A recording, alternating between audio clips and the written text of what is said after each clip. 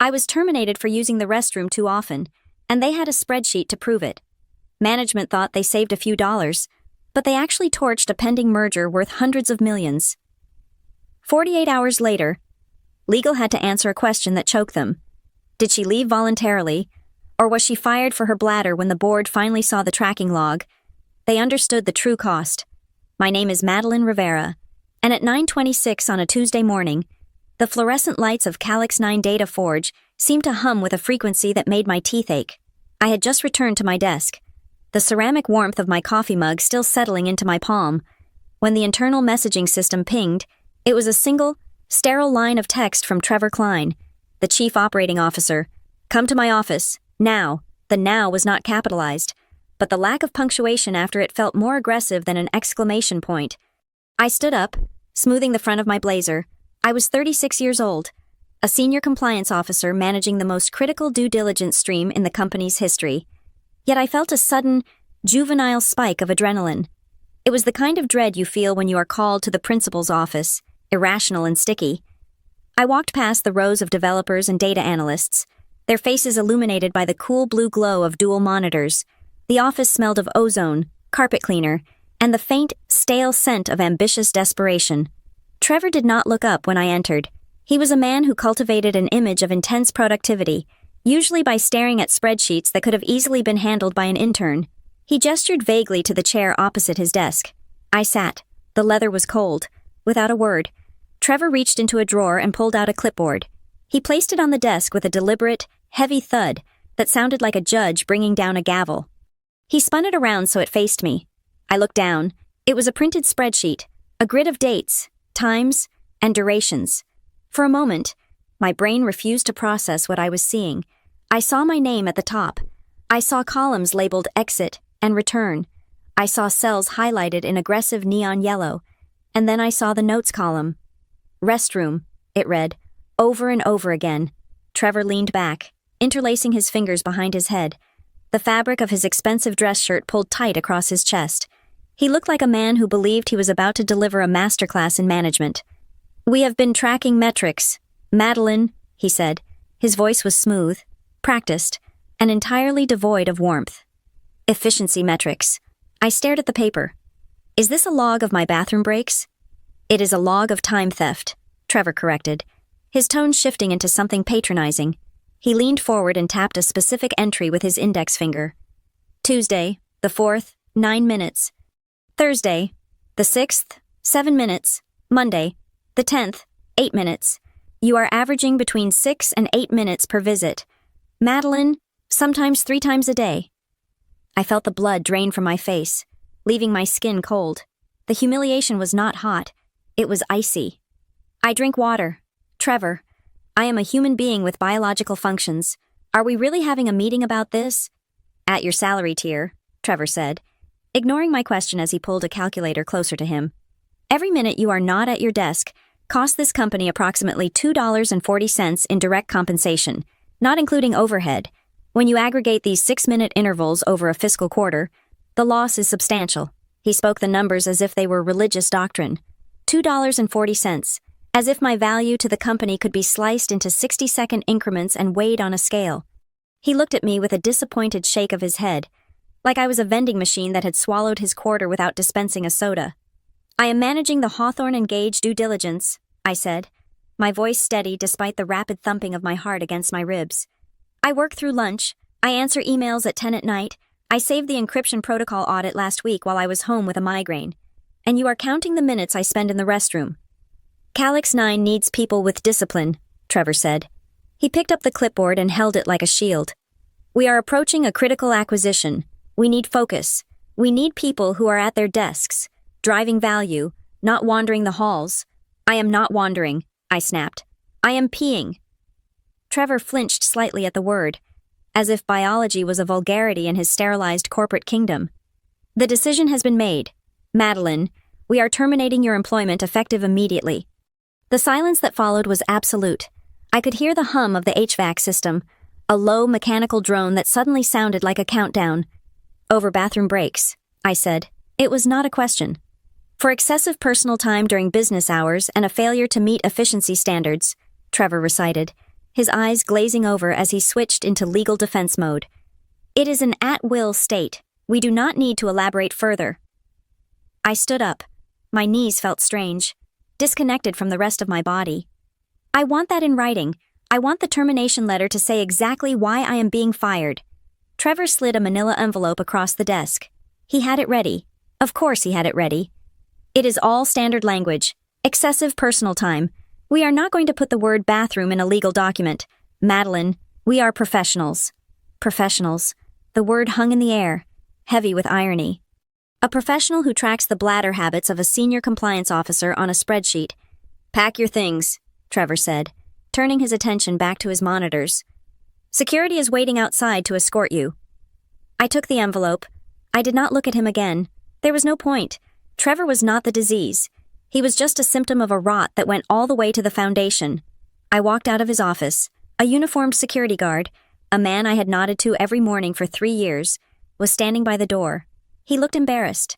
He stared at his shoes. "I need to get my bag," I told him. He followed me to my desk. The walk felt miles long. Every click of my heels on the polished concrete floor sounded like an accusation. Heads turned. I could feel the eyes of my colleagues, junior analysts, project managers, the people I had mentored burning into my back. They knew something was happening. In an open-plan office, an escort by security is a public execution. I reached my desk. It looked exactly as I had left it 10 minutes ago. A snapshot of a life abruptly arrested. My coffee was still warm.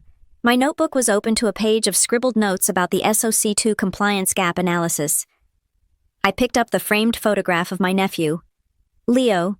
He was 5 years old, grinning with a mouthful of missing teeth. I placed it in my tote bag. Next, I grabbed the small potted succulent that sat by my monitor. It was clinging to life, much like my enthusiasm for this job had been for the last 6 months. Finally, I took my coffee mug. It was a white ceramic cup with black text that read, "This meeting could have been an email." I looked at the computer screen one last time. The cursor was blinking in the password field of the secure data room. The Hawthorne and Gage acquisition was 41 days away from closing.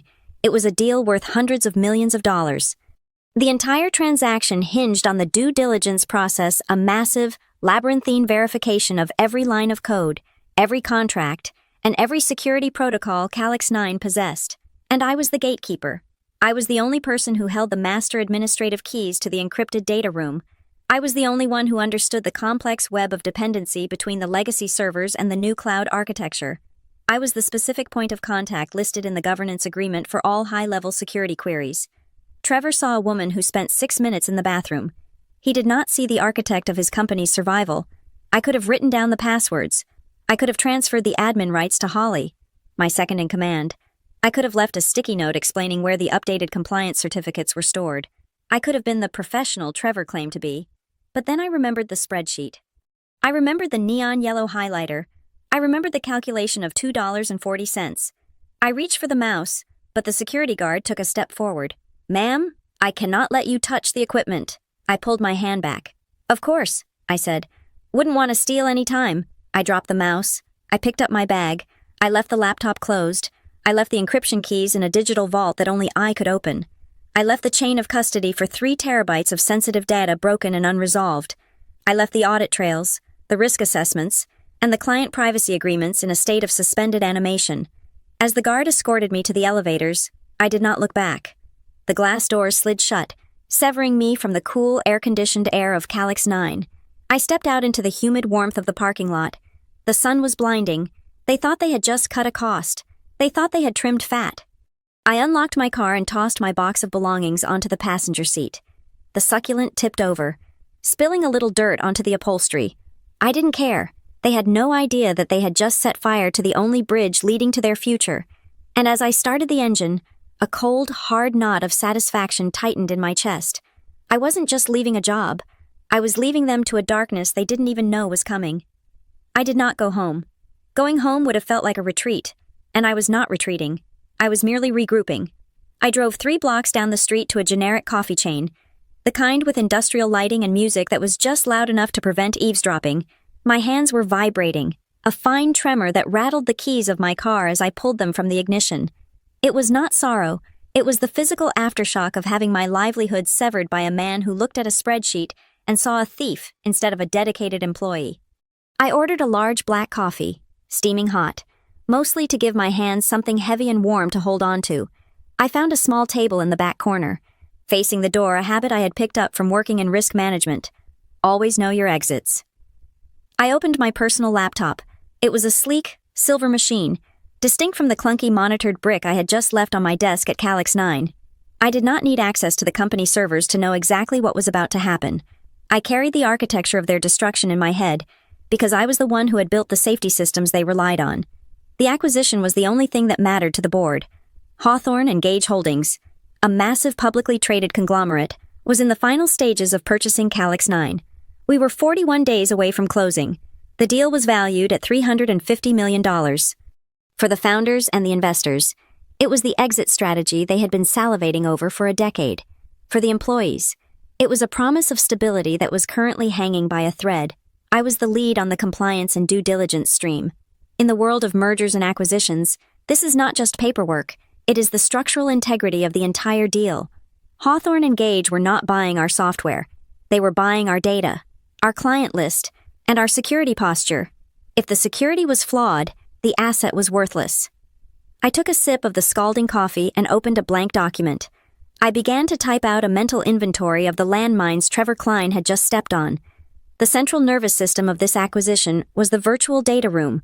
This was a secure, encrypted repository where we hosted thousands of sensitive documents for the Hawthorne and Gage auditors, financial records, source code evaluations, and most critically, the client data privacy agreements. The problem for Calyx 9 was not just that they had locked me out. The problem was how the room was built. We utilized a dynamic encryption model that required a continuous chain of custody. Every document uploaded, every security certificate verified, and every risk assessment signed off on was tagged with a digital cryptographic signature tied to my specific user identity. I was not just a user, I was the root certificate authority for the compliance sector of the room. This was a feature I had insisted on to ensure accountability, to prove to auditors that no one could tamper with the files without a record. When Trevor terminated my employment, the IT department would have immediately disabled my Active Directory account. That was standard protocol, but they did not understand the dependency I had warned them about 6 months ago. By disabling my account during an active audit cycle, they broke the chain of trust. The moment the Hawthorne and Gage auditors tried to access the SOC2 reports that verified we were not leaking their future customers' credit card numbers, they would see a broken signature. They would see a user unknown or certificate revoked warning. In the high-stakes world of corporate acquisitions, a revoked security certificate on a compliance document is the equivalent of finding a dead body in the trunk of a car you are about to buy. It stops the conversation immediately. I stared at the blinking cursor. I remembered the meetings. I remembered sitting in the glass-walled conference room, explaining this exact risk to the chief technology officer and Trevor. I had told them, explicitly, that we needed a secondary compliance officer with parallel admin rights to establish a redundant chain of custody. I had told them that having a single point of failure for the data room was reckless. Trevor had looked at the budget. He had looked at me. He had said that hiring a deputy compliance officer was an unnecessary expense. He had said, "We trust you to stay healthy, Madeline." They trusted me to stay healthy, but they did not trust me to use the restroom. I checked the date on my laptop. We were in the middle of the Q&A phase. This is the most grueling part of due diligence. The buyer's legal team sends over hundreds of specific questions, demanding proof of our operations. There were 3 deadlines approaching in the next 72 hours. First, the management representation letter. This is a legal document where we swear that all information provided is true and complete. It required my signature as the compliance officer to validate the data security section. Without me, who signs it, Trevor? If Trevor signs it, he is committing fraud, because he has no visibility into the actual logs. If they don't sign it, the deal stalls. Second, the confirmation of the penetration test remediation. We had hired external hackers to attack our system 3 months ago. They found holes. I had managed the team that patched those holes. Hawthorne and Gage needed a signed attestation that the vulnerabilities were closed. The final report was in my personal encrypted folder on the company drive, a folder that required my biometric authentication to open. It could brute force it, maybe, but that would trigger a tamper alert in the logs. Third, the meeting with the Hawthorne and Gage Risk Committee. It was scheduled for Thursday. They wanted to grill the person responsible for data governance. They wanted to look that person in the eye and ask if the company was hiding any breaches. I was the only person who had ever answered their questions honestly. My counterpart at Hawthorne and Gage, a sharp woman named Marianne Quill, trusted me. She trusted me because I did not spin the truth. When our encryption was weak, I admitted it and laid out a plan to fix it. When our server latency was high, I showed her the charts. Now, when Marianne asks to speak to Madeline Rivera, she will be told that Madeline Rivera is no longer with the company. And naturally, her next question will be, why? Why would a company fire their lead compliance officer 41 days before a $350 million exit? There are only two answers, and both are fatal. Answer 1. She was incompetent or committed a serious ethical breach. If this is true, then every document she ever signed is suspect. The due diligence has to start over from scratch. The deal is delayed by months. The stock price tanks. Answer 2. The company is erratic, vindictive, and unstable. If this is true, the culture is toxic, and the post-merger integration will fail. The buyer walks away. There was no third option where Trevor explains that I peed too much. That was the beauty of it. The truth was so petty, so absurdly microscopic, that they could never say it out loud to a billion-dollar acquirer. They would have to lie. And once they started lying to the auditors, they were stepping into a trap that I didn't even have to set. I took a screenshot of my calendar on my personal laptop. I had synced it with my work calendar days ago. A habit of personal organization that now served as evidence. I had the invites for the meetings I was supposed to lead. I saved them to a secure cloud drive. I also saved a copy of my most recent performance review, which I had forwarded to my personal email 2 weeks prior. Exceeds expectations, it read. Madeline is a cornerstone of the acquisition team. That document, dated 14 days ago, would be the knife that cut through whatever story they tried to invent.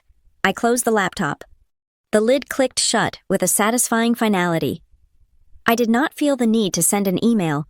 I did not feel the need to warn Holly, my product operations colleague. Though I felt a pang of sympathy for the chaos she was about to inherit, I could not help them. Any contact from me now would look like sabotage. The most damaging thing I could do was exactly what they had ordered me to do.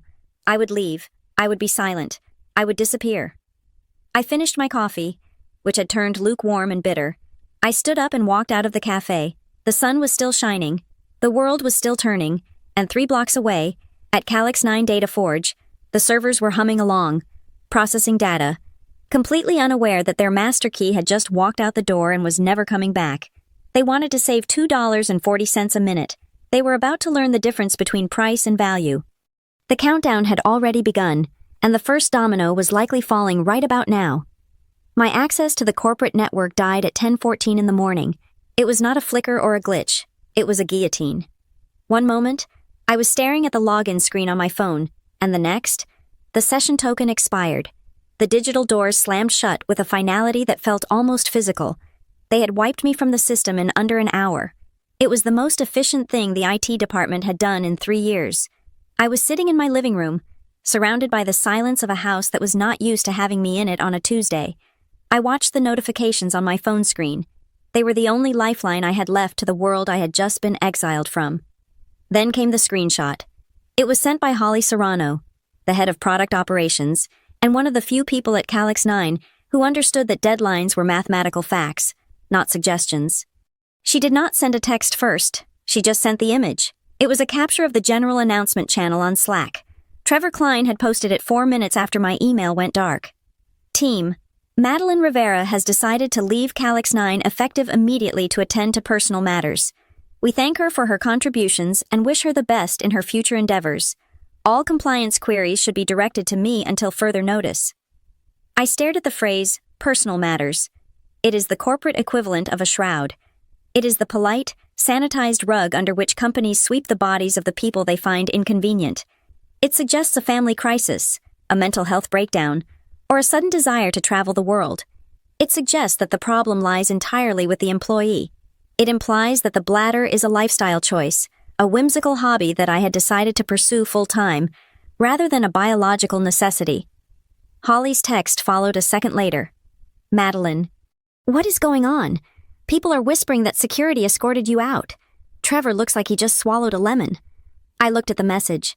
My thumb hovered over the keyboard. I wanted to type the truth. I wanted to say, I was fired because Trevor has a spreadsheet of my bathroom habits and thinks $2.40 is worth more than the acquisition. I wanted to burn the building down with a single sentence, but I didn't. I set the phone down on the coffee table. Silence is a weapon. In the world of compliance and legal risk, the person who speaks first usually loses. If I started ranting to colleagues, I would look unstable. I would look like the emotional woman Trevor probably wanted to paint me as. If I stayed silent, I became a mystery. And in the middle of a $350 million due diligence process, a mystery is terrifying. The first 72 hours were eerie. It was the kind of quiet you experience in the seconds before a roof beam snaps under the weight of snow. The house was still standing, but the physics had already shifted. I did not sit around crying. I treated my unemployment like a project. I updated my CV, stripping away the emotional residue of Calyx 9 and highlighting the metrics that actually mattered. Managed SOC 2 Type 2 certification. Lead diligence officer for enterprise acquisition readiness. 0 critical non-compliance findings in 12 consecutive quarters. I reached out to 3 headhunters I had known for years. I did not tell them I was fired. I told them I was exploring the market due to strategic divergences. It was corporate speak for, my boss is an idiot, and they understood it fluently. By Thursday afternoon, my phone rang. It was not a headhunter. It was the internal talent acquisition lead for Red Mason Systems. Red Mason was our direct competitor. They were aggressive, well-funded, and currently eating Calyx 9's market share in the enterprise sector. Madeline, the recruiter said, her voice bright and professional. We heard a rumor you might be on the market. We have been trying to figure out who was keeping Calyx 9's data governance so tight. We would love to buy you lunch. They did not want to buy me lunch. They wanted to pick my brain. They wanted to know why the compliance officer of a rival company would leave weeks before a massive buyout. I am available for a conversation, I said, keeping my voice neutral. Great, she said. We are scaling our MA team. We need someone who understands the pressure of a live deal, someone who doesn't cut corners. The irony was so sharp it almost cut me. Calyx 9 fired me for time theft, and their biggest rival was calling me because they knew I did the work. While I was scheduling interviews, I knew exactly what was happening inside the glass walls of my former office. I did not need a spy to tell me. I could see the email chains in my mind as clearly as if I were CC'd on them. The Hawthorne Engage team, the buyers were meticulous. They were currently in the deep dive phase. This is the part where they stop looking at the summaries and start opening the actual files. They would be sending emails to compliance-calyx9.com.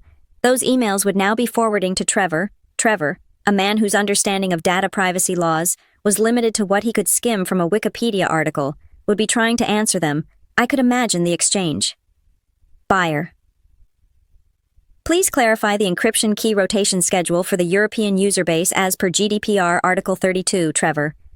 We follow all standard protocols and ensure high security. Buyer. That is not an answer. We need the logs. We need the specific timestamps of the last 3 rotations, and we need the sign-off from the data protection officer. Trevor. We can provide that later. And then, the silence from the buyer. The long, heavy pause that screams danger. I knew, with absolute certainty, that by Friday morning, the inbox at Calyx 9 contained a message that looked something like this. We are not comfortable with these vague responses. We need Madeline Rivera in the loop. I understood why. It wasn't because I was a genius. It wasn't because I was charming. It was because for 18 months, I was the only person who told them the truth. When our server latency spiked last November, the CTO wanted to hide it in the averages. I refused. I marked it as a risk in the monthly report and added a mitigation plan. When the buyer's auditors saw that report, they didn't panic about the latency. They relaxed.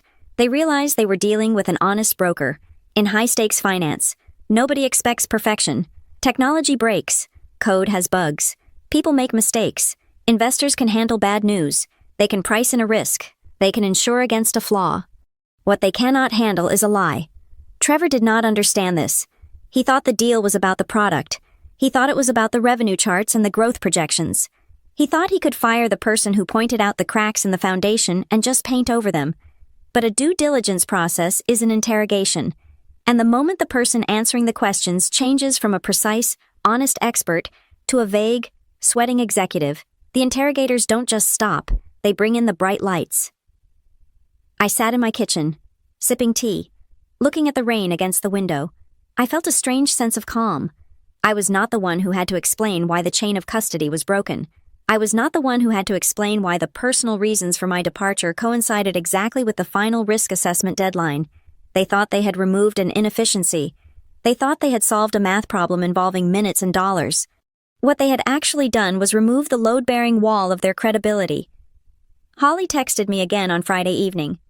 Trevor is shouting at legal. Something about the data room logs. It sounds bad. I didn't reply. I didn't have to. The silence was doing the work for me. The machine was starting to eat itself, and all I had to do was watch.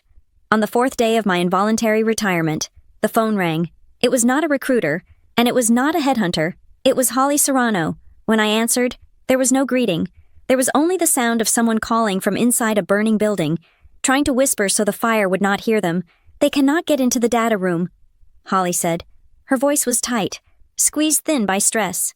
The Hawthorne Engage team tried to access the intellectual property folders at 9 this morning. Access denied. They called Trevor. Trevor called AT.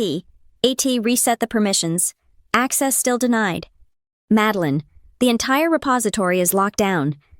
I sat at my kitchen table, watching steam rise from a cup of herbal tea. I felt a phantom twitch in my fingers, the muscle memory of a sysadmin wanting to reach for a keyboard to fix the problem, but I kept my hands wrapped around the warm ceramic. Of course it is locked down, I said calmly. Tell me exactly what it did. They panicked. Holly said, when the password reset failed, the new sysadmin, that guy Jason they hired last month, tried to force a permission override. He went into the back end of the server and tried to reassign the root ownership of your folders to Trevor's account. I closed my eyes and let out a long, slow breath. He tried to hot swap the root certificate authority on a live diligence vault. Yes. And what happened? The screen turned red. Holly whispered. A big, flashing box popped up. Tamper alert. Integrity violation. It locked the whole system. Now nobody can get in. Not even IT. It says the encryption keys have been suspended pending security review. I took a sip of tea. It tasted like justice. The reason was simple, brutal, and entirely mathematical. It was a mechanism I had designed to protect the company, and now, it was the weapon that was dismantling it. The data room was not just a folder on a hard drive, it was a secure, encrypted ecosystem designed to prove chain of custody. Every document inside that room was wrapped in a digital envelope signed with my cryptographic identity. My account was the trust anchor. I had set it up so that any attempt to modify the ownership of the files without my specific digital handshake would be interpreted by the system as a hostile hack. When Trevor fired me, he had Eti disable my account to stop me from stealing data. He thought he was closing a door. He didn't realize he was actually blowing up the bridge while the cargo train was still on it. By killing my user ID, he severed the chain of trust. The documents were still there, but the digital key needed to read them had been revoked. And when Jason, the incompetent replacement, tried to force the lock with a crowbar by swapping the owner to Trevor, the system did exactly what I had programmed it to do. It assumed Calyx 9 was under attack. It assumed a rogue actor was trying to hijack the deal data. So, it engaged the kill switch. It gets worse. Holly continued, her voice trembling. The tamper alert didn't just flash on our screens. It sent an automated notification to every registered viewer of the data room. My eyes snapped open. The buyer got the alert, yes. Marianne Quill called 10 minutes ago. She was not happy. She asked why the integrity of the data room was compromised. She asked if we were altering documents retroactively. I could imagine the scene in the Calyx 9 conference room, the smell of nervous sweat, the frantic typing. Trevor's face turning that blotchy shade of purple he gets when he loses control. What did legal say? I asked. Legal is running around like headless chickens. Holly said, they tried to tell Marianne that it was just an administrative change. They asked if we could just create a new data room and re-upload everything with a new administrator. They wanted to start fresh. I laughed. It was a dry, humorless sound. You cannot just start fresh in the middle of due diligence. Holly, you know that. Marianne knows it too. Holly said. She told them that if we change the administrator now, after a tamper alert, the entire audit trail is void. She said if we move the files, they have to re-verify every single document timestamp. She said it would push the closing date back by at least 3 weeks. And she said something else. Holly paused. I could hear the background noise of the office behind her shouting. Phones ringing. The chaotic symphony of a crisis. What did she say? She asked why the administrator was being changed at all. She asked, very specifically, why did the person holding the keys leave the building 4 weeks before closing? This was the question that cut through the technical jargon and struck the nerve. A data room glitch is an annoyance. A missing key executive is a red flag. A missing key executive combined with a security lockdown is a siren screaming fraud. What did Trevor tell her? I asked. He tried to brush it off. Holly said.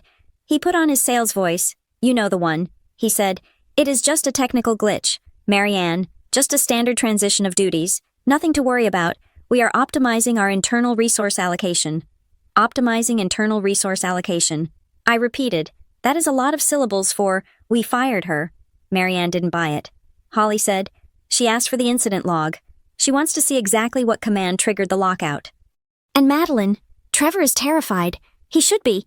He called a manager meeting 10 minutes ago. Holly said, her voice dropping even lower. He closed the blinds. He looked everyone in the eye and gave us a direct order. He said that under no circumstances is anyone allowed to mention the spreadsheet. He said if anyone mentions the bathroom logs to the buyer, or to the auditors, or even to each other, they will be terminated for breach of confidentiality. I felt a cold chill run down my spine. It wasn't fear for myself. It was the realization of how deep the rot went. Trevor knew. He knew exactly how ridiculous, how petty, and how defenseless his position was. He knew that if Hawthorne and Gage found out that the multi-million-dollar merger was currently frozen because he was counting the minutes I spent urinating, he would be laughed out of the industry. He would be unhireable. The bathroom spreadsheet was no longer just a management tool. It was now evidence of gross negligence. It was the smoking gun that proved the management team prioritized micromanagement over the security of the deal. He is trying to bury it. I said, he is trying to turn a wrongful termination based on biological discrimination into a vague technical mystery. People are scared. Madeline, Holly said, they are scared of losing their jobs. But they are also angry. We can't work. The developers can't push code because the compliance check is part of the deployment pipeline. And the pipeline is broken because you're gone. The sales team can't pull contracts. Everything is stuck. Holly, I said, my voice hardening. Listen to me very carefully. I'm listening. Do not say a word. Do not try to fix the data room. Do not try to help Jason. And do not, under any circumstances, talk to Trevor about the spreadsheet. Why? Because this is not an IT problem anymore, I said. The moment that Tamper Alert went off, and the moment Trevor issued a gag order to cover up the cause, this stopped being a technical glitch. It became a legal liability. It became a cover-up. You think the deal is going to die, don't you? Holly asked. She sounded small. I think the deal is already dead. I said, they just haven't signed the death certificate yet. The body is still warm. But the heart stopped beating on Tuesday morning at 9:26. I miss you, Holly said unexpectedly. The office feels hostile. Get your resume ready, I told her. And Holly, if Marianne Quill or anyone from her team contacts you directly, do not lie. You do not have to volunteer the truth. But do not lie for Trevor. He is not worth a perjury charge. Okay, she said. Okay, I have to go. Trevor is walking down the aisle. The line went dead. I put the phone down. I looked at the black screen of my laptop. I could picture the data room console right now. It would be a wall of grayed-out folders with a red banner across the top. System locked. Contact administrator. They couldn't contact the administrator. The administrator was sitting in her kitchen, wearing yoga pants, watching the rain, and waiting for the inevitable explosion. Trevor thought he could bully the software like he bullied his employees. He thought he could intimidate the encryption algorithms, but math does not care about your title. Math does not care about your quarterly goals. Math only cares about the key, and I took the key with me. The silence in my house felt different now. It wasn't empty. It was heavy with anticipation. The first crack had appeared in the dam. The water was starting to seep through. It would start as a trickle, a few blocked files, a few angry emails, but soon, the pressure would build. The timeline was ticking. 41 days to close, -4 days, 37 days left, and they were locked out. I stood up and poured the rest of my tea into the sink. The liquid swirled down the drain, disappearing into the darkness. They wanted to monitor my flow. Fine, now they could watch their own cash flow choke, sputter, and die. The domino effect is rarely instantaneous. In the movies, you push the first tile and the entire pattern collapses in seconds. In the corporate world, it is a slow, grinding friction. It is the sound of contracts being reshuffled, meetings being canceled, and the distinct, metallic taste of anxiety filling the air conditioning vents. The week following the data room lockout, the external reality began to catch up with the internal chaos. It started with the customers. Calyx 9 had two massive enterprise clients, the kind of whales that justified the $350 million valuation. One was a logistics giant, and the other was a healthcare provider. Both were in the middle of negotiating scope expansions addendums to their contracts that would have added nearly $4 million in annual recurring revenue. These upsells were the cherry on top of the acquisition sundae. They were the proof of growth that Hawthorne and Gage needed to see. On Tuesday morning, the logistics giant sent a formal letter to the chief revenue officer. They were pausing the expansion. They cited uncertainty regarding data governance stability and requested a hold on all new data ingestion until the compliance officer role was stabilized and verified. 2 hours later, the healthcare provider followed suit. Their legal team was even more blunt. They invoked a clause in our master services agreement regarding material adverse changes to personnel. They demanded a written confirmation that the chain of custody for their patient data had not been compromised by the recent administrative restructure. That phrase again, administrative restructure. The polite lie Trevor was trying to sell the world, but the world was not buying it. These letters were not cancellations. They were freezes, and in the middle of an acquisition, a freeze is almost as deadly as a fire. It meant the revenue projections for the next quarter were suddenly imaginary. It meant the numbers Trevor had presented to the board were now lies. I sat in my apartment, watching the rain streak the windows, fielding calls from Red Mason Systems. They were flying me out for a final interview on Monday. They talked about salary packages and equity vesting schedules. They treated me like an asset. Meanwhile, my former employer was treating me like a ghost they couldn't exorcise. Then came the second blow. This one did not come from clients. It came from the buyer. Hawthorne and Gage sent over a document titled Supplementary Due Diligence Request Human Resources and Internal Controls. Holly leaked the contents to me via a disappearing message app on her personal phone. She didn't send the file, just a summary of the panic it caused. The buyer's auditors had moved past the technical specs. They were now looking at culture. They had likely heard the rumors the industry is small, and compliance officers talk. They knew something smelled wrong about my sudden departure. The questionnaire contained 20 questions. Most were standard. Please list all active litigation. Please confirm severance policies. But question number 14 was a sniper shot. Please disclose all methods, software, or manual tracking systems used to monitor employee productivity, including but not limited to keystroke loggers, webcam activation, or the tracking of biological functions and non-work-related breaks. Provide policy documents supporting these practices. Holly told me that when Trevor read that question, he went pale. He had no policy document. There was no standard operating procedure for bathroom frequency. There was no urine output optimization strategy in the employee handbook. There was only the spreadsheet. There was only a crude, vindictive Excel file where a chief operating officer had manually entered the minutes a 36-year-old woman spent in a toilet stall. If they answered, no, we do not track biological functions, they would be lying. If the spreadsheet ever surfaced during discovery for a wrongful termination suit, which any competent lawyer would file, that lie would become securities fraud. They would be misleading an investor about internal controls. If they answered yes, they would have to produce the policy. They would have to explain to a modern, progressive conglomerate that Calyx 9 operated like a Victorian workhouse. Holly described the scene in the executive conference room. The head of HR was arguing with Trevor. She was trying to draft a neutral response. She suggested phrases like granular time management analysis and facility utilization metrics, but you cannot dress up a bathroom log. No matter how many syllables you use, it is still a list of potty breaks. The tension inside the office began to curdle into toxicity. The internal Slack channels, usually filled with memes and project updates, went silent. People were moving to private group chats. The engineers were furious because their stock options, their ticket to a down payment on a house, or a new car, or a wedding were tied to the deal closing. They saw the freeze letters. They saw the panic in the C-suite. They realized that the payout they had been banking on was evaporating, and they started looking for someone to blame. Initially, Trevor tried to point the finger at me. He spun a narrative that I had left the company in a lurch, that I had refused to hand over credentials, that I was being vindictive. But engineers are logical people. They look at inputs and outputs. They saw that the data room locked after I left, because IT tried to hack it. They saw that the clients froze the contracts because the company couldn't verify compliance. They realized that the common denominator was not Madeline Rivera. It was the management that fired her. On Thursday afternoon, I received a text from a director of sales named Greg. Greg was a nice enough guy. The kind who brought donuts on Fridays and always asked about your weekend. He had a mortgage and 2 kids in private school. He needed this deal to close. Madeline, the text read, I know things ended badly, but we are really hurting here. The Vanguard deal is stuck. Can you just jump on a quick call with IT and help them unlock the certs? Just as a favor. Be the bigger person here. There are a lot of innocent families depending on this buyout. I stared at the screen. Be the bigger person. It is the classic plea of the enabler. When the system breaks because of its own corruption, they always ask the victim to fix it for the sake of the innocent.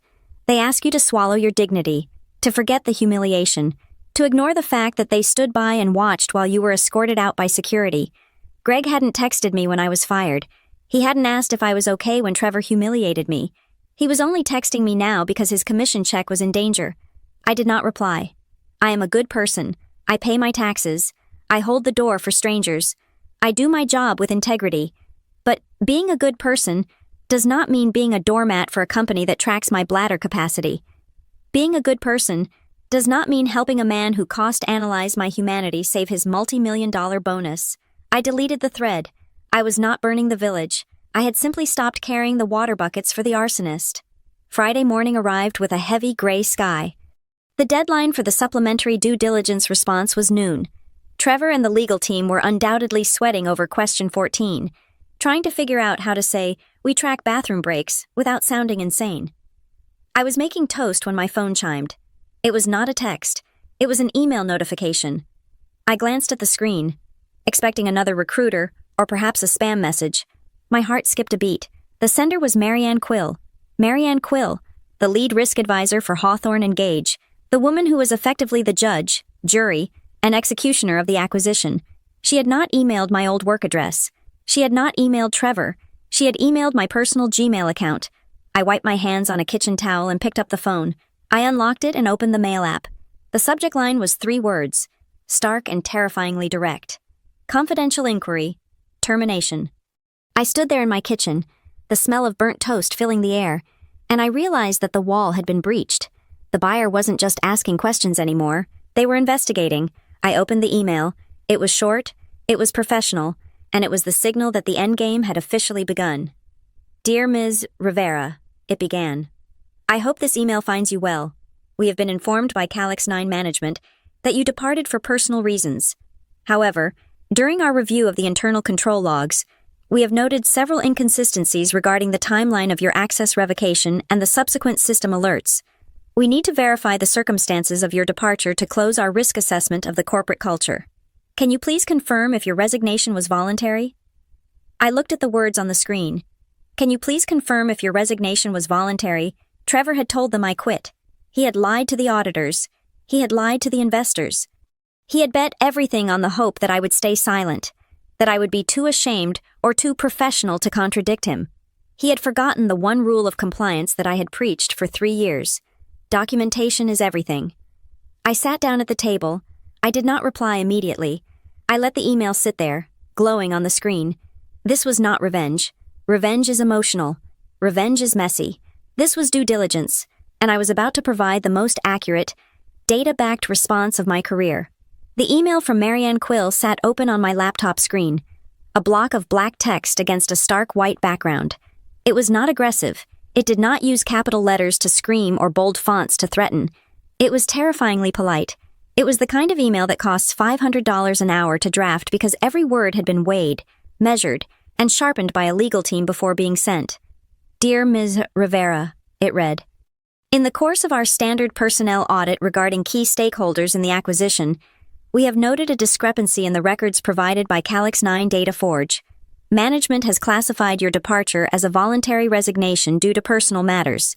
However, given the abrupt nature of the exit and the subsequent triggering of security protocols, we are conducting an independent verification. We simply need to clarify one point for our risk assessment files. Did you resign voluntarily, or was your employment terminated, if it was the latter?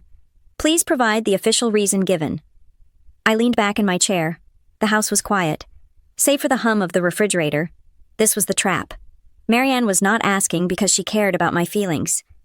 She was asking because she had found a loose thread in the sweater Trevor was trying to sell her, and she was pulling on it to see if the whole garment would unravel. If I answered that I resigned, I would be validating Trevor's lie. I would be helping him cover up the incompetence that was currently jeopardizing the deal. But if I ranted, if I wrote paragraphs about how unfair it was, how Trevor was a misogynist, how the company was a sweatshop, I would look unstable. I would look like a disgruntled ex-employee trying to sabotage a deal out of spite. Marianne would read a lying, emotional email and file it under unreliable witness. In the world of compliance, emotion is noise, data is signal. I needed to send her a signal so clear it would shatter glass. I opened the Finder window on my laptop. I navigated to a folder I had named Insurance. Inside, there were 2 files. The first was a PDF of the termination letter Trevor had slid across his desk. It was dry, vague, and legally sanitized. It cited excessive personal time and failure to adhere to efficiency standards. It was the shield Trevor had built for himself. He thought that phrase was bulletproof because it didn't say the word bathroom. The second file was a JPEG image. I opened it. The quality was poor. It was blurry. Taken hastily with a shaking hand while a security guard stood 3 feet away, the angle was skewed, but the content was legible. It was the clipboard. In the harsh fluorescent light of Trevor's office, the neon yellow highlighter marks glowed like radioactive waste. You could clearly see my name at the top. You could see the columns, and most damning of all, you could see the handwritten notes in the margins. Restroom, 6 minutes. Restroom, 8 minutes. Frequency concern. And right at the bottom, circled in red ink, was a calculation. Weekly loss, 112 minutes. I looked at the photo. It was ugly. It was humiliating. It was the visual definition of petty tyranny, but it was also the truth. I hit reply on Marianne's email. I did not write a greeting. I did not write a conclusion. I did not thank her for reaching out. I simply attached the 2 files. Then, I typed a single sentence. I was terminated for what management deemed a lack of discipline regarding the frequency of my restroom usage. I read it twice. It was clinical. It was precise. It sounded absolutely insane, which was perfect, because it forced the recipient to look at the attachments to verify if I was joking. I pressed send. The email swooshed away, carrying the weight of my career and Trevor's reputation with it. I sat there, staring at the screen. My heart was beating a slow, heavy rhythm. I wondered if I had just made a mistake. Maybe this was too much. Maybe this was unprofessional. Maybe Marianne would look at the bathroom log and think I was the one who was crazy for saving it. I went to the kitchen and poured a glass of water. I drank it standing up, looking out at the street. A neighbor was walking his dog. A delivery truck rumbled by. The world was continuing on, completely unaware that in a high-rise office 3 miles away, a bomb was about to go off in the inbox of a corporate lawyer. 20 minutes passed. My laptop chimed.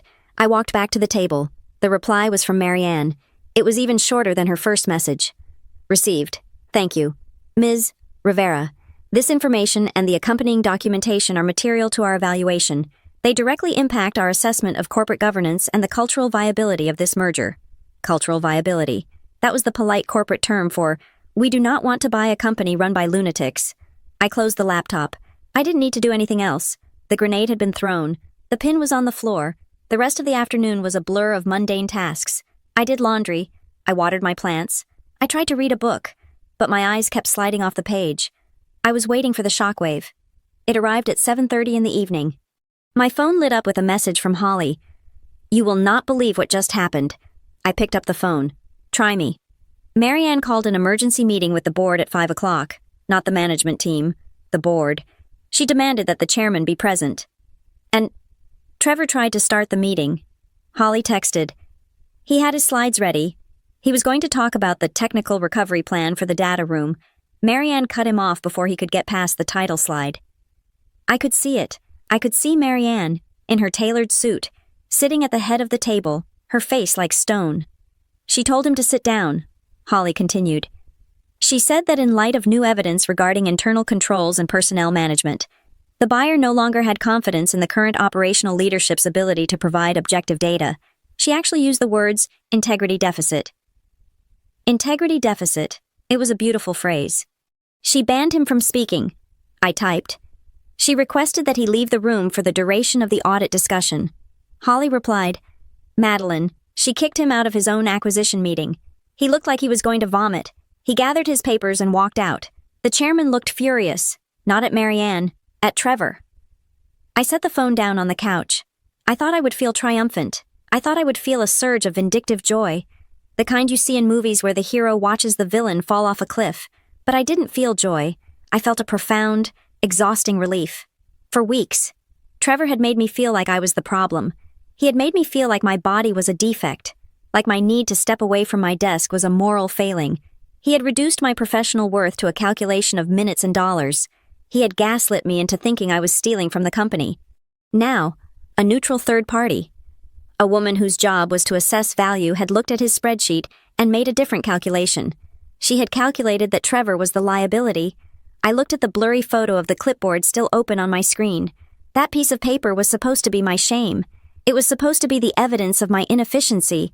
Instead, it had become the evidence of their cruelty. This wasn't revenge. Revenge implies that I did something to hurt them. I hadn't done anything. I hadn't hacked their servers. I hadn't leaked their trade secrets to the press. I hadn't poached their clients. All I did was tell the truth. I realized then that systems built on lies are incredibly fragile. They require constant maintenance. They require everyone to play along, to nod and agree that the sky is green and that bathroom breaks are theft. It takes so much energy to hold a lie like that together. All it took to break it was one email and one photo. Holly texted again. They are asking for the raw logs from the security cameras now. Marianne wants to match the timestamps on your bathroom spreadsheet with the video feed to prove he was stalking you. It's over. Madeline, he is done. I didn't reply to Holly. I turned off my phone. I walked to the window and looked out at the city lights. Somewhere out there, Trevor was probably sitting in his car, gripping the steering wheel, wondering how it all went wrong. He probably still blamed me. He probably thought I was a vindictive witch who couldn't take a joke. He would never understand that he hadn't been taken down by a mastermind. He had been taken down by the inevitable result of treating people like components. I turned off the lights in the living room. For the first time in a month, my chest didn't feel tight. The air in the room felt lighter. I was unemployed. I was uncertain about the future. But I was right. And in the high-stakes world of due diligence, being right is the only currency that matters. My phone vibrated against the mahogany table of the Red Mason Systems conference room for the third time in 40 minutes. It was a persistent, angry buzz that I could feel through the leather of my portfolio. I ignored it. Across from me, the vice president of engineering at Red Mason was outlining their data governance roadmap for the next fiscal year. He was a man named David, who spoke about compliance not as a bureaucratic hurdle, but as a competitive advantage. We want to build a fortress, David said, leaning forward. We have the technology, Madeline, but we need someone who understands the architecture of trust, someone who can look a regulator in the eye and know exactly where every byte of data lives. My phone buzzed again, a fourth time. I apologize, I said, reaching into my bag and silencing the device without looking at the screen. Popularity is a curse. David laughed. If that is Calyx 9 trying to claw you back, tell them they had their chance. He did not know how right he was. The interview concluded 10 minutes later. It was the kind of meeting where the air in the room feels energized, where sentences are finished by the other person because you are speaking the same professional language. As we shook hands, David slid a folder across the table. We usually wait 24 hours to process feedback, he said, but given the market conditions and what we have seen today, I am authorized to skip the formalities. This is a preliminary offer. I opened the folder. The base salary was 30% higher than what I had been making at Calyx 9. The equity package was generous. The title was Director of Trust and Safety. I looked up at him. I have one question. It might sound strange. Go ahead. Does Red Mason utilize any granular productivity tracking software? Specifically, do you log time away from keyboard for biological necessities? David looked at me, then at the HR representative sitting next to him. They both chuckled. You mean do we count your bathroom breaks? David asked, grinning. Madeline, we hire adults. As long as the work gets done and the audits pass. I do not care if you work from the moon. Who tracks bathroom breaks? That sounds like a prison, not a tech company. You would be surprised, I said, forcing a smile. Thank you. I will review this tonight. I walked out of the building and into the bright, sharp sunlight of the parking lot. I sat in my car, took a deep breath of the air that smelled of freedom and exhaust fumes, and finally looked at my phone. 5 missed calls, all from Trevor Klein, 3 voicemails. I played them in chronological order. It was a fascinating case study in the decomposition of an ego. The first message, left at 10:15, was brisk. Madeline, this is Trevor. Pick up. We have a situation with the Q&A log. I need you to clarify a few file structures. Call me back immediately. He was still playing the boss. He still thought he could snap his fingers and I would jump. Simply because he was used to me jumping. The second message, left at 10:32, was tighter. The briskness had been replaced by a subtle tremor of anxiety. Madeline, the buyer is asking questions about the admin privileges. Legal is involved. You need to explain to them that this is a standard handover. I cannot cover for you if you do not give me the information. Cover for me. The audacity was breathtaking. He was drowning. And he was graciously offering to hold my head under the water with him. The third message, left just as I was shaking David's hand, was the one that made me lean back against the headrest. Madeline. Trevor's voice cracked. He sounded exhausted. Please. Pick up the phone. We can fix this. We can work something out. Let us talk like adults. I deleted the messages. Talk like adults. This from the man who had handed me a clipboard with my urination frequency highlighted in neon yellow. My phone pinged with a text message. It was Trevor again. He had moved from voice to text, desperate for any channel that might penetrate my silence. You are ruining this company. I stared at the words. I was not ruining anything. I was sitting in a sedan, holding a job offer from a superior competitor. I had not touched their servers. I had not spoken to the press. I had not even sued them yet. All I had done was step away. Calyx 9 was a building held up by a few critical pillars, and Trevor had taken a sledgehammer to one of them because he didn't like the way it looked. Now that the roof was caving in, he was blaming the pillar for not being there to catch the debris. I typed a reply, then backspaced.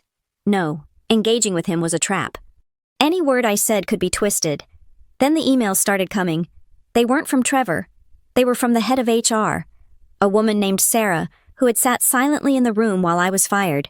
Subject consulting proposal. Dear Madeline, we would like to offer you a temporary consulting contract to assist with the transition of the data room credentials. Rate is $200 per hour, capped at 20 hours. I didn't reply. 30 minutes later, subject urgent revised proposal. Madeline, management has authorized an expedited rate, $400 per hour. We just need you to come in for one afternoon to re-authenticate the root certificates. They still didn't get it. They thought this was a negotiation about money. They thought I was holding out for a better hourly wage.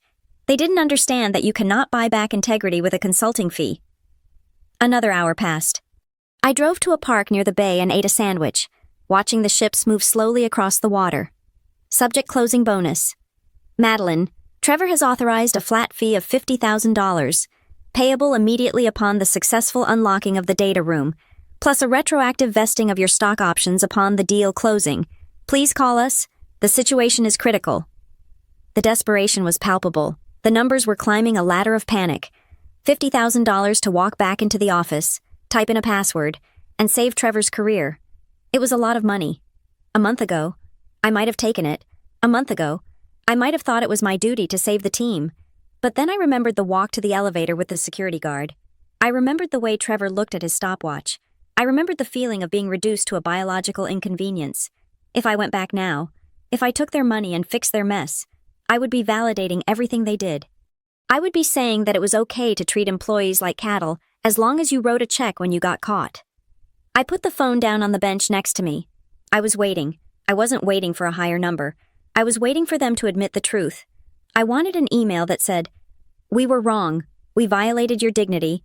We are sorry. But corporations do not apologize. They only transact." And then, the tone shifted. It was late afternoon when my phone lit up with a message from Holly. Do not answer them.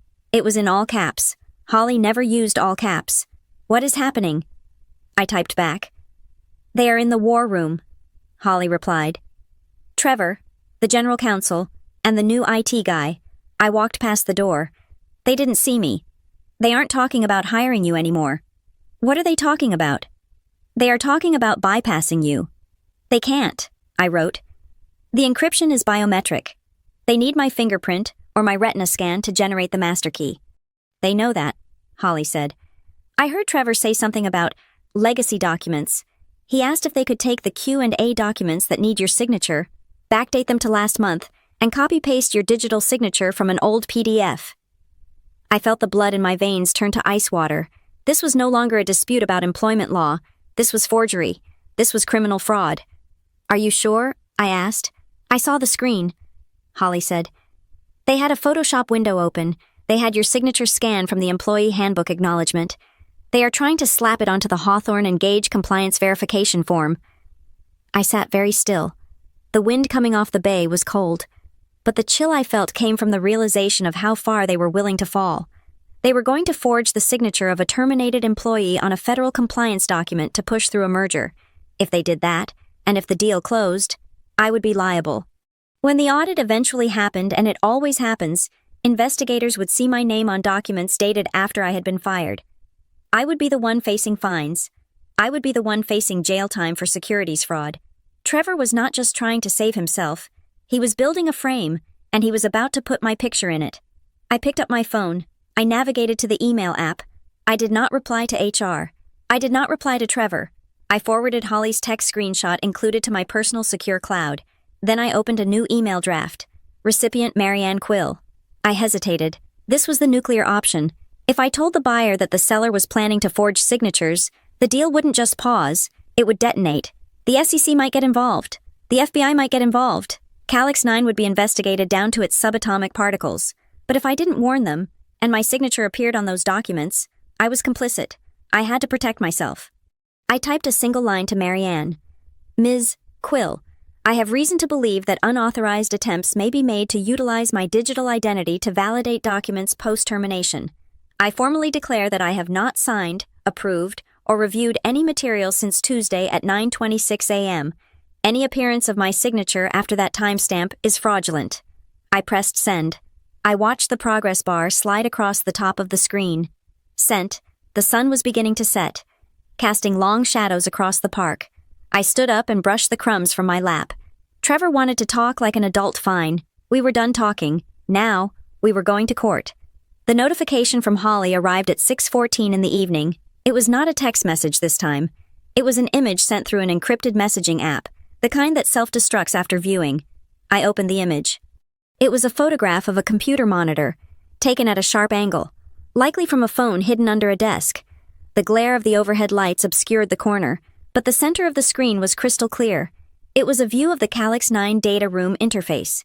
My eyes scanned the lines of the document log. I saw the file name, Global Data Privacy Policy Addendum, version 4. Next to the file name was the status column. It glowed with a green checkmark, and next to the checkmark was the approval field. Approved by Madeline Rivera. Timestamp. Today. 4:30 p.m. I felt the blood drain from my face so fast it made me dizzy. I sat down hard on the edge of my sofa. My hands were shaking, not from fear, but from a cold, hard rage. I was sitting in my living room. My laptop was closed. I had not logged into the Calyx 9 system in 4 days. I had no access. My credentials were dead. Yet there was my name, digitally stamped on a legal document, validating a policy that I had never read, on a date when I was no longer employed. Holly's text followed a second later. "Jason from IT is in the server room. I heard him talking to Trevor. They forced a token reset. They are manually editing the user logs to make it look like you signed off on the pending items before you left. They are backfilling the approvals." I stared at the phone. This was not just a lie anymore. This was not just a toxic workplace issue or a wrongful termination case. This was felony fraud. They were fabricating the digital identity of a compliance officer to mislead a public company during a $350 million acquisition. If Hawthorne and Gage relied on that signature to close the deal, and if a data breach happened later, I would be the one in the crosshairs. The investigators would look at the logs. They would see my approval. They would ask why I signed off on a defective policy, and when I said, I didn't, they would point to the timestamp. Trevor was not just throwing me under the bus. He was tying me to the tracks and driving the train himself. I did not hesitate. I did not call a lawyer first. I did not call Holly back. There was no time. Every minute that false signature sat in the data room was a minute I was exposed to criminal liability. I opened my laptop. My fingers flew across the keyboard. I drafted a new email to Marianne Quill. This was not a confidential inquiry response. This was a legal cease and fire flare. Urgent unauthorized use of digital identity, I wrote in the subject line. Dear Miss Quill, I typed, my breath coming in short, sharp bursts. It has come to my attention that documents within the Calyx 9 data room are currently being marked as approved by my user account with timestamps generated after my termination date. Please be advised that I have had no access to the system since Tuesday morning. I have not reviewed, approved, or signed any documents since that time. Any record indicating my approval after my departure is fraudulent and is being generated without my consent or knowledge. I am preserving this communication as evidence. I hit send. The gravity of what I had just done settled over me. I had just accused the management team of Calyx 9 of forgery directly to the people buying them. I expected a delay. I expected Marianne to consult with her team, but the reply came in 3 minutes. Ms. Rivera, Marianne wrote, we are aware. Our automated audit tools flagged a discrepancy in the metadata of the approval logs approximately 1 hour ago. The user token used to sign the document did not originate from your usual IP address range. It originated from the server room console at Calyx 9 headquarters. We have suspended all due diligence activities immediately. We are deploying an independent forensic investigation team to secure the logs. Thank you for your confirmation. Do not communicate with Calyx 9 management regarding this matter. She knew. They had been watching. The tamper alert from earlier in the week must have triggered a heightened monitoring protocol. When Trevor and Jason tried to ghostwrite my signature, they walked right into a digital tripwire. My phone rang. It was Trevor. I looked at the screen. I knew I shouldn't answer. Marianne had just told me not to, but the anger in my chest was a physical weight. I wanted him to know that I knew. I wanted to hear the sound of a man who realizes he has dug his own grave. I slid the icon to answer. Madeline, Trevor said. His voice was unrecognizable. It was low, raspy, and vibrating with a terrifying intensity. What did you do? I did nothing. Trevor, I said, my voice surprisingly steady. I am sitting in my living room. Marianne Quill just called the chairman, Trevor hissed. She said there is an allegation of fraud. She said someone told her the signatures were faked. Why did you email her? Because you used my name, I said. You put my name on a document I didn't read.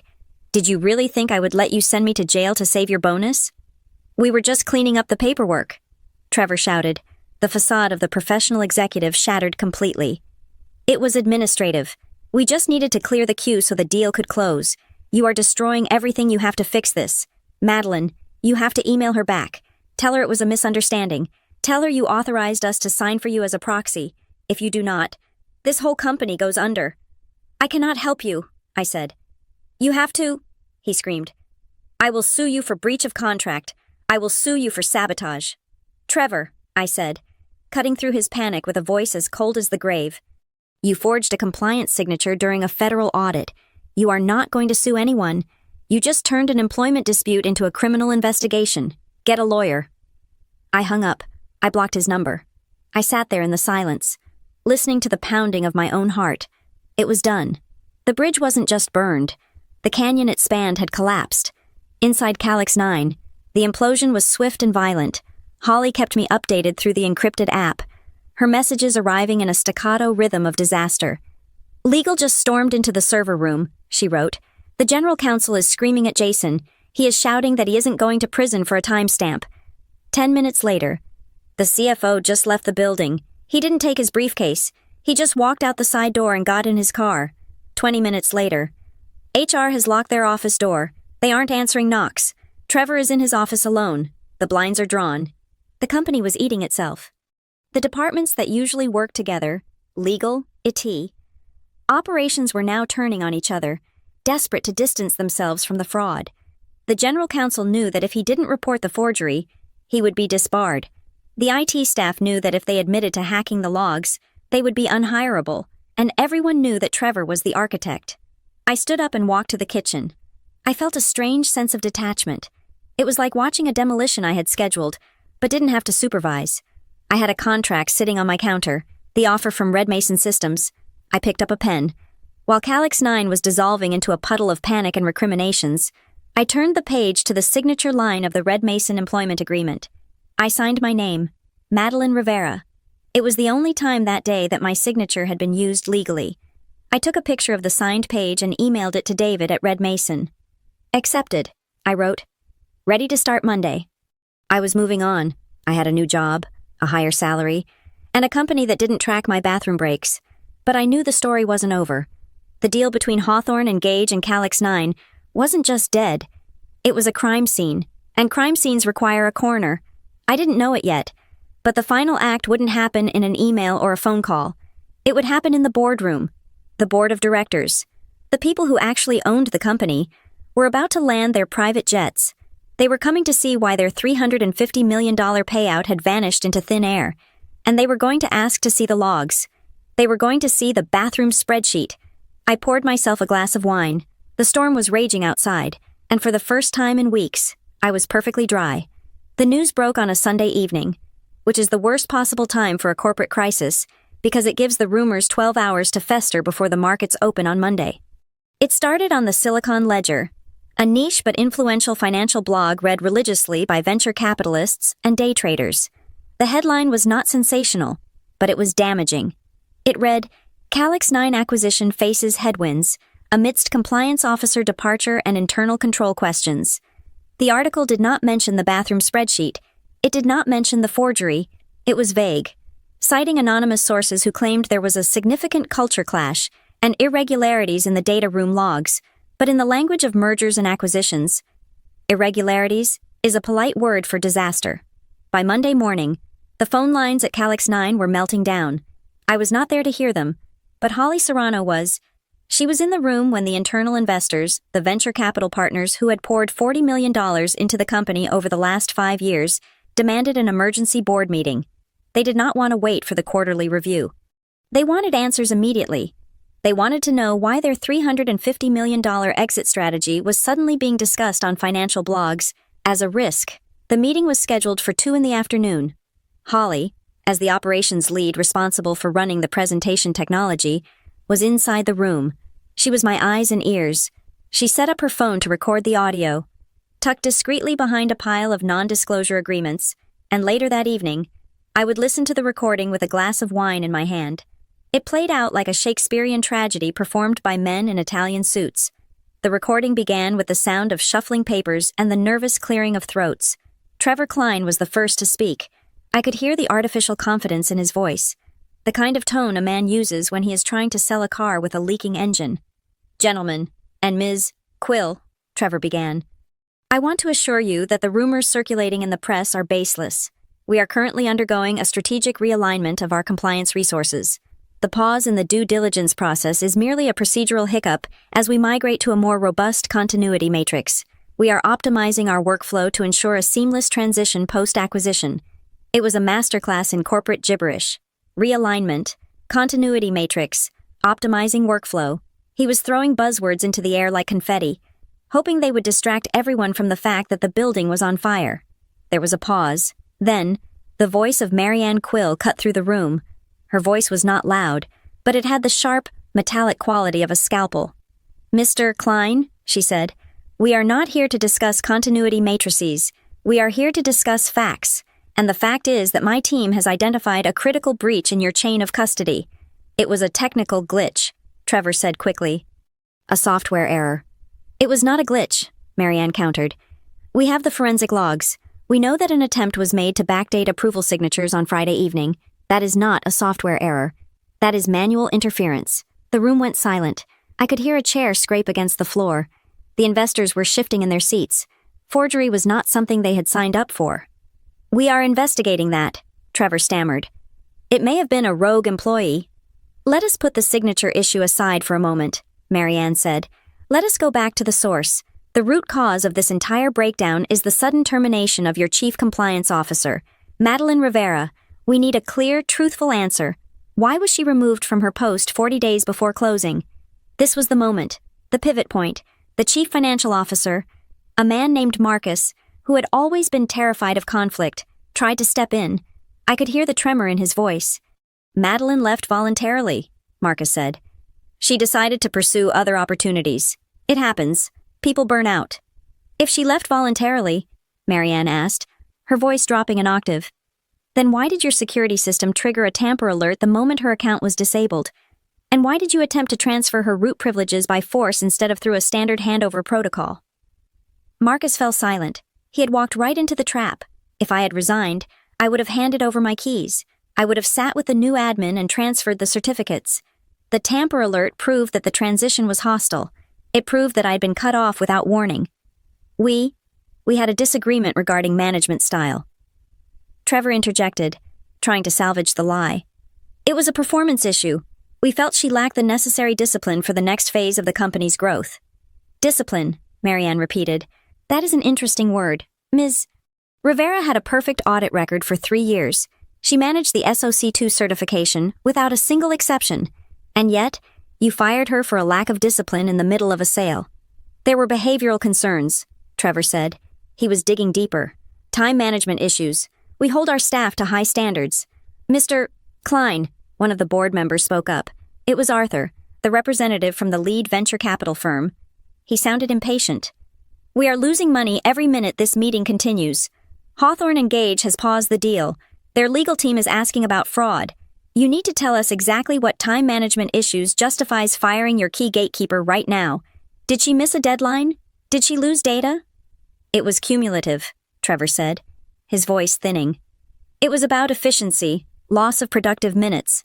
Be specific, Marianne demanded.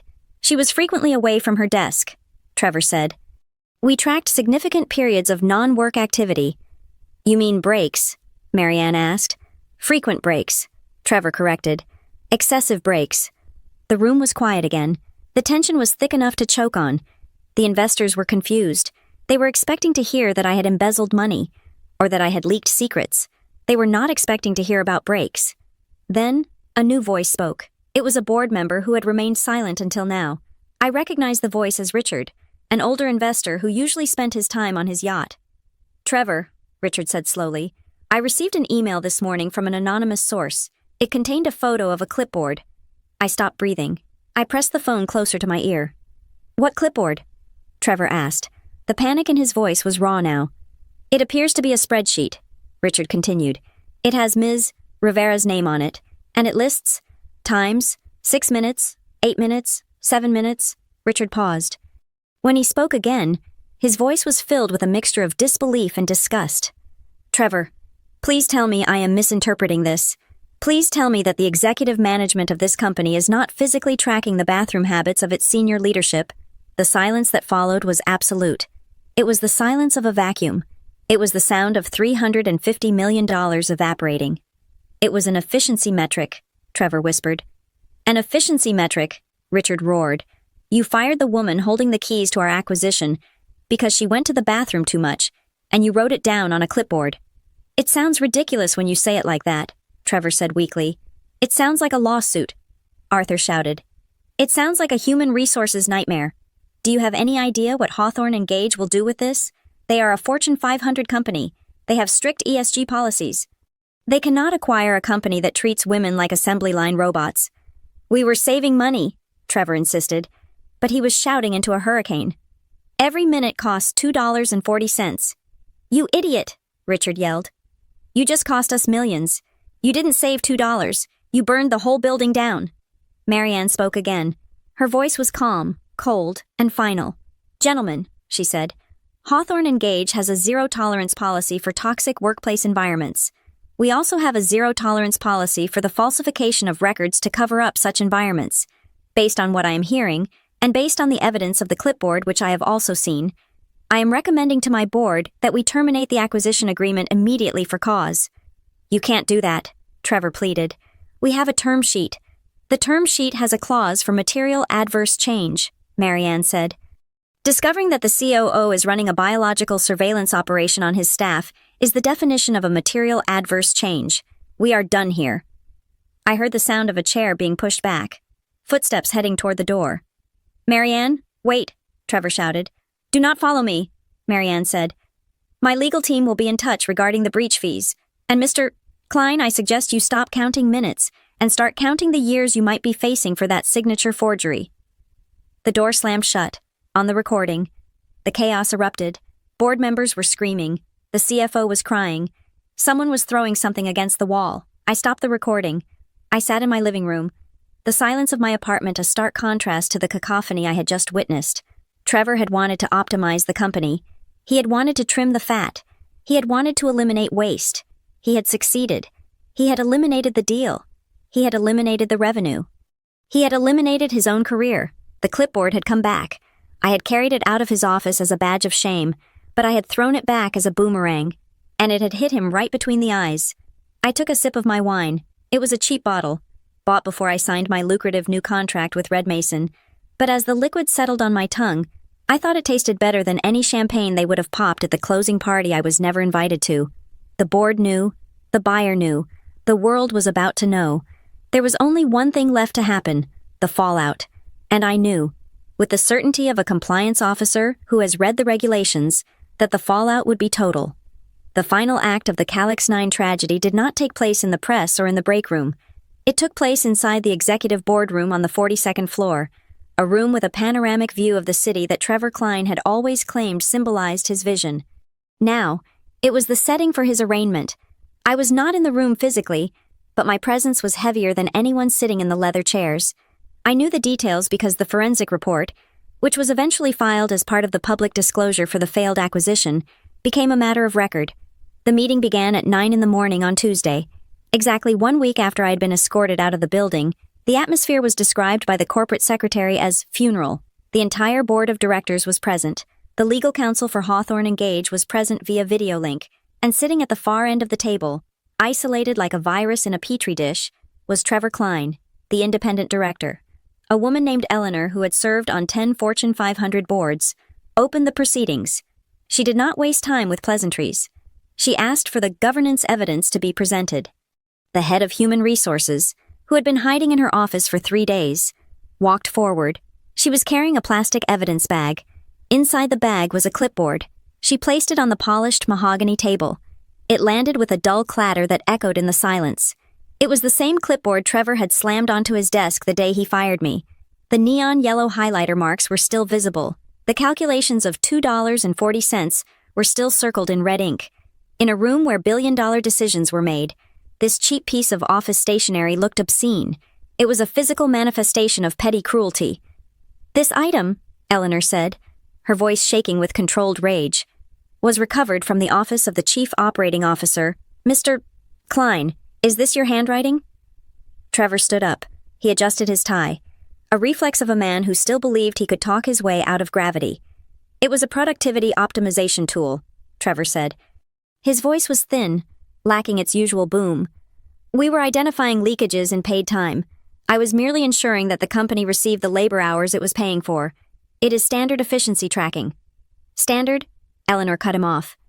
"You are telling the legal representatives of a global conglomerate that Calyx 9 tracks the biological functions of its employees. You are telling us that you monitored the bladder capacity of a 36-year-old woman and recorded it on a spreadsheet."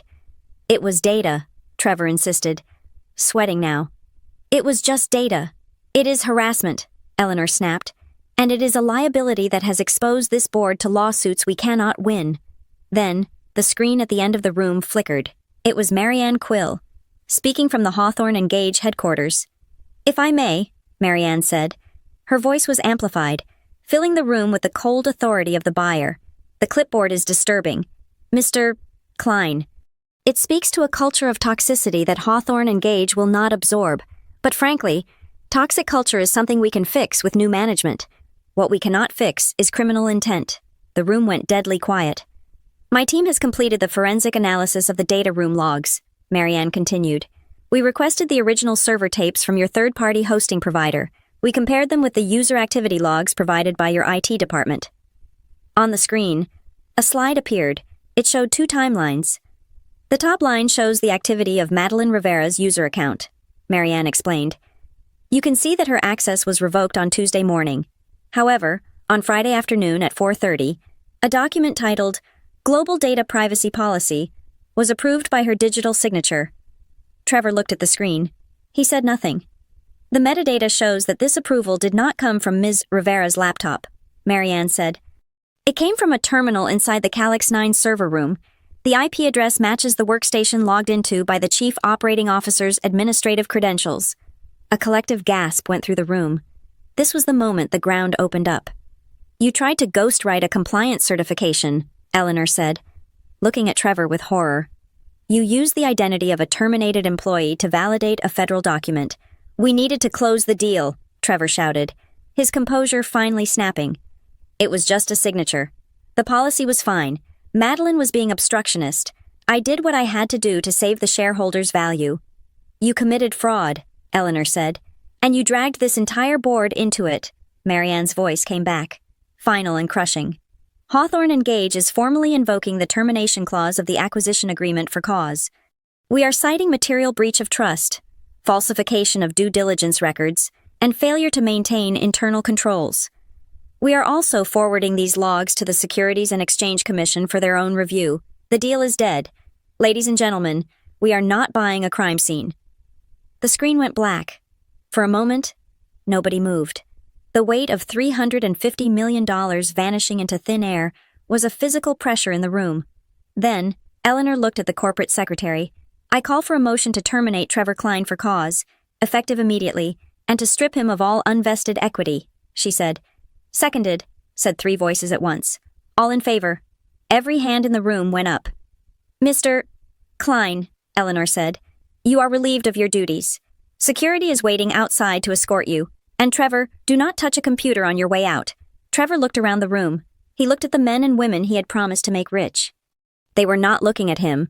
They were looking at their phones, frantically texting their lawyers. He walked out of the room alone. There was no severance package. There was no golden parachute. There was only the long walk to the elevator, escorted by the same guard who had walked me out 7 days earlier. The collapse that followed was swift and brutal. Within 48 hours, the valuation of Calyx 9 plummeted. The news of the fraud investigation leaked to the press, and this time, it wasn't a rumor, it was a headline. Tech company deal implodes over fake signatures and bathroom spying. The 2 enterprise clients, the logistics giant and the healthcare provider, didn't just freeze their contracts, they canceled them entirely, citing the reputational risk of associating with a vendor under investigation for fraud. That wiped out 40% of the company's recurring revenue in a single afternoon. The CFO resigned 3 days later, citing health reasons, though everyone knew it was because he had signed off on the financial projections that were based on the forged documents. The engineering team, realizing their stock options were now worth less than the paper they were printed on, began to exit in waves. The headhunters were circling like sharks, picking off the best developers one by one. Calyx 9 did not shut down immediately. Companies rarely die instantly, they rot. They spent millions of dollars on legal fees to fight the breach of contract fines from Hawthorne and Gage. They spent millions more on a forensic re-audit of every document in their history. The savings Trevor had calculated, the $2.40 he thought he was saving by timing my bathroom breaks, had cost the company nearly $50 million in realized losses and hundreds of millions in lost potential. While Calyx 9 was burning, I was starting my first week at Red Mason Systems. The office was bright, filled with natural light and the low hum of productive collaboration. My desk was by a window. On my second day, around 10 in the morning, I stood up, I walked to the kitchen and poured myself a glass of water. I chatted briefly with a project manager about the weather. Then, I walked to the restroom. I did not look at my watch. I did not rush. I washed my hands slowly. Looking at myself in the mirror, I looked rested. The dark circles under my eyes were fading. When I returned to my desk, nobody looked up to check the time. Nobody was holding a stopwatch. Nobody had a spreadsheet open to calculate the cost of my bladder. David, my new boss, walked by. "Hey, Madeline," he said. "Great job on the audit framework draft. When you have a moment, let's grab coffee." "Sure," I said. "Give me 5 minutes." "Take your time," he said, and he walked away. Take your time. It was such a simple phrase, but after the last month, it sounded like a benediction. I sat down and opened my laptop. I saw a news alert pop up in the corner of my screen. Calyx 9 faces class action lawsuit from former employees over lost equity. I closed the notification. People often ask me if I feel guilty. They ask if I regret destroying a company that employed 200 people. They ask if I went too far. I tell them the same thing every time. I did not destroy Calyx 9. I did not plant the virus. I just refused to be the host. Trevor Klein built a house of cards. He built it on fear. He built it on micromanagement. And he built it on the arrogant belief that he could treat human beings like components in a machine. He thought that if he squeezed us hard enough, he could extract every last drop of value. He forgot that people are not machines. We have breaking points, and when you build a system that relies on silence and submission to function, you are building a bomb. I didn't light the fuse. I just stopped using my hands to hold the structure together. I stepped away. And when I stepped away, gravity took over. The house collapsed because it was designed to fall. And as for me, I am doing just fine. I have a job I love, a team that respects me, and a bladder that is no longer a line item on a balance sheet. The bathroom is down the hall, to the left, and I go whenever I want. Thank you so much for listening to this story. I would love to hear where you are tuning in from. So please drop a comment below and share your thoughts on whether Trevor got what he deserved. If you enjoyed this tale of corporate karma, please make sure to subscribe to Boss Revenge Stories. Hit that like button and smash the hype button to help this story get heard by more people. Your support means the world to me.